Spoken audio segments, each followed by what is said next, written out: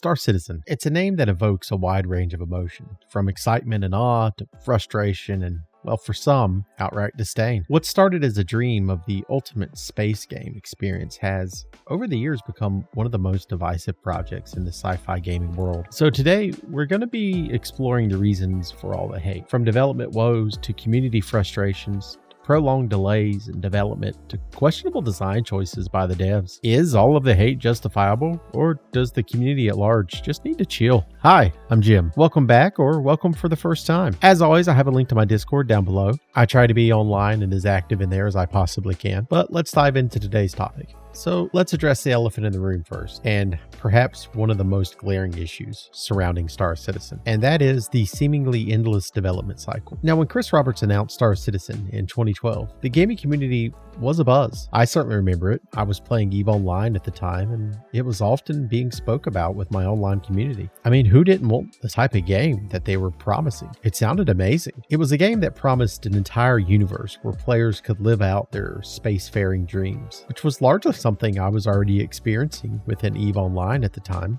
but it sounded like a much more involved and potentially more rewarding experience.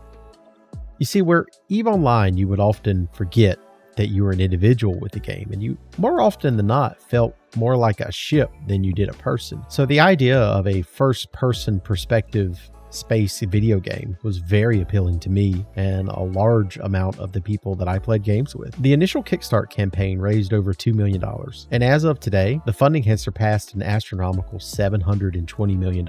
But here we are, over a decade later, and the game is still in alpha. Yes, alpha. Though I know CIG likes to say they treat the persistent universe like a live service, I for one have never really been fond of that title, and I often find myself wondering, do they claim it's a live service for some ulterior reasoning or motives? Regardless, despite the immense funding, despite the years of work, Star Citizen is still not a finished product and won't be for years to come. This has led to a growing sense of impatience and even anger among those who have backed or followed the project. Many of those whom feel like they've been sold a dream that may never be fully realized, or some even feeling like they may never personally see the completion of the project. All of which are very valid feelings to have about the project. Originally, Star Citizen was supposed to be a relatively modest project. Sure, it was still ambitious, but it had at least an end in sight. But as more money poured in, we witnessed the scope expand. This seemed almost like a strange sort of negative feedback loop, where more money would come in and the scope would expand, leading to more funding, and again more scope and more funding, and increased scope, more Star Citizens, more spaceships, more features, more tedious tasks to complete. And for a game that already felt like it was on shaky ground with regards to its delivery dates, each expansion in scope felt like it just kept pushing an already unvisible finish line further and further down the road. Every time a new feature is announced, it's met with a mix of excitement and sometimes dread. On one hand, it's clear that Roberts and his team are very passionate about this project, about creating an immersive sci-fi experience that truly hasn't existed in any other game today. Sure, you can find instances of other games that offer some of the features, but no other game has provided all of them, especially not under one single roof. Then, on the other hand, these new additions have continued to push the finish line further and further away. For some, it feels like Star Citizen is stuck in a perpetual cycle of development, where the game will never be fully released because it's never quite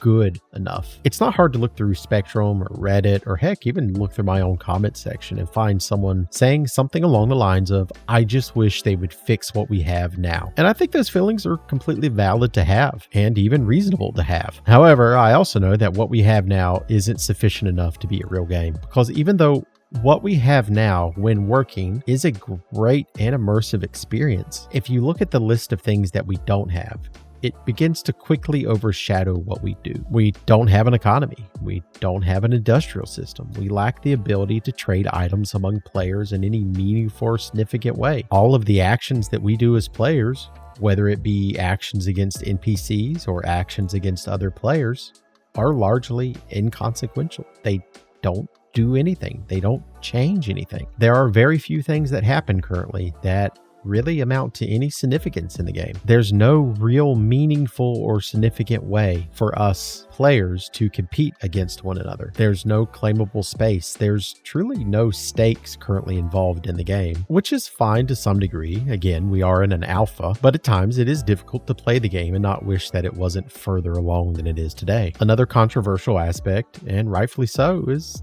the cost of the ships. These aren't just in-game purchases, they're real money transactions, with some of the ships costing hundreds or even thousands of dollars. For many, this is where the line between ambitious development and blatant cash grab starts to become very blurry. Now, critics would argue that Star Citizen is exploiting its community, charging exorbitant prices for digital ships in a game that hasn't even finished, and some argue never will be. While others argue that you can buy the game for $45 and experience everything there is to experience, that the larger packages offered are just that, offered, but aren't a requirement. And the problem is largely that both sides are right.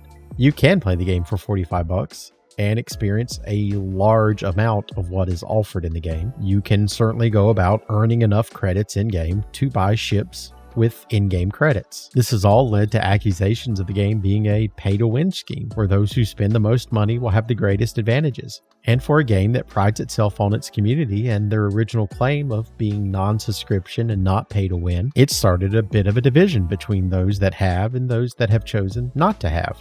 And the feelings of both seem pretty valid. The side that has chosen to purchase a large number of ships, or larger ships in general, typically claim to have done so because they don't want to have to grind to get those ships back in game at full launch.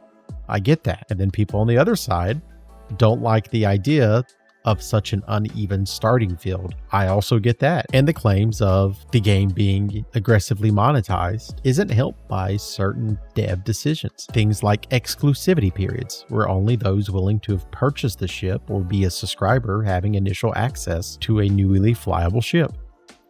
It doesn't help that ships are not always, but often delivered in overpowered or unbalanced ways, where the best ships in PvP or the best source of income is a ship that has just been launched, and then later they're hit with a nerf bat and brought back into either more of an alignment with other ships in their class, or they're almost sometimes rendered completely useless, and leaves a lot of people looking to buy ships just chasing the latest flavor of the month. It's hard to describe the Star Citizen community as anything but passionate, but the passion can sometimes be toxic. On one side, you have diehard fans who believe the game will eventually deliver on its promises, and myself being one of them, though I don't pretend that it will be anytime soon.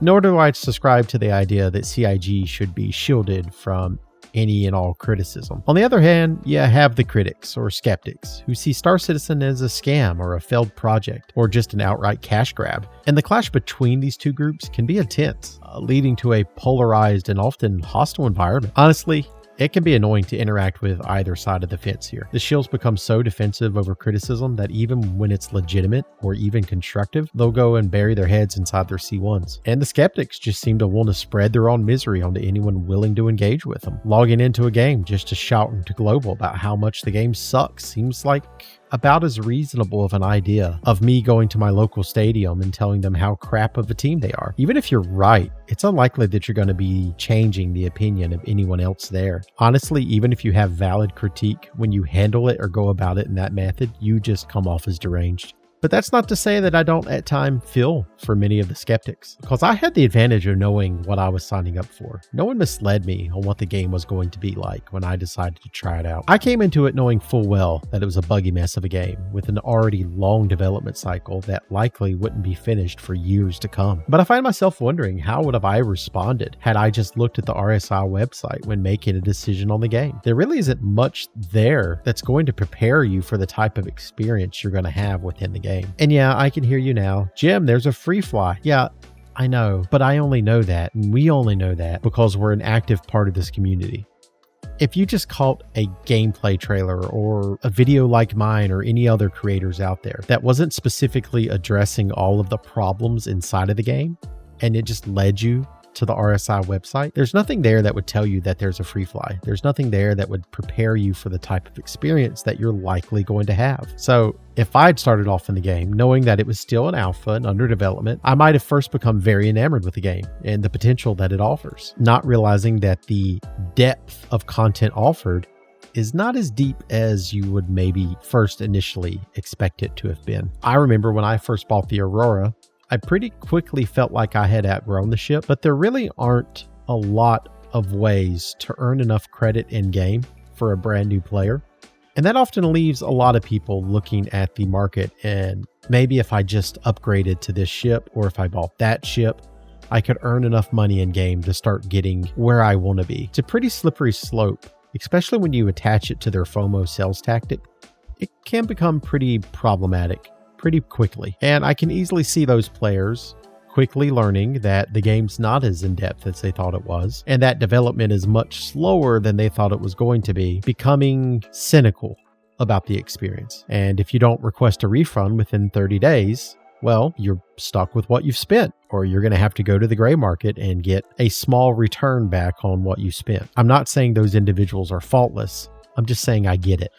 But amidst all this hate, there's a reason why so many people still believe in Star Citizen. The potential is undeniable. Put simply, when it works, Star Citizen offers an experience like few others have. The scale, the attention to detail, the ambition, it's all there. For many, the dream of what Star Citizen could be is often enough to keep them invested, despite the delays, despite the cost, despite all the controversial articles that are written about the game. So in the end, the hate for Star Citizen comes from honestly a place of passion. My guess is a lot of people that post currently in something like the SC refunds, it's not uncommon to read about a lot of those people posting their problems didn't just buy the $45 game pack and move on. Some of them sank thousands of dollars into a product that maybe they didn't fully understand, but they just hoped that it would become something that they wanted to. Even if the dev team was blatantly saying that it wasn't going to be that thing, it's hard not to play Star Citizen and put your own spin of what you would like to see it become.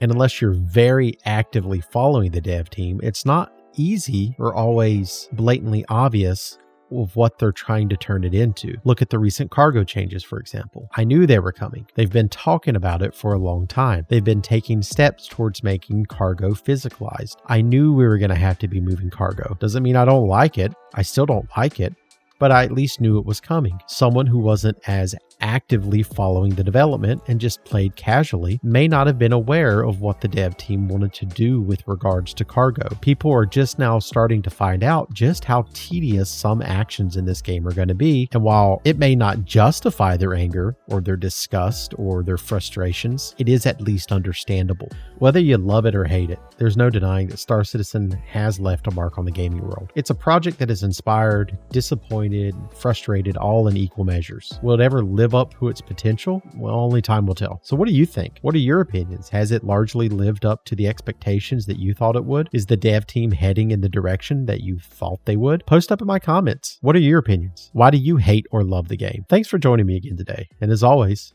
I'll see you in the verse.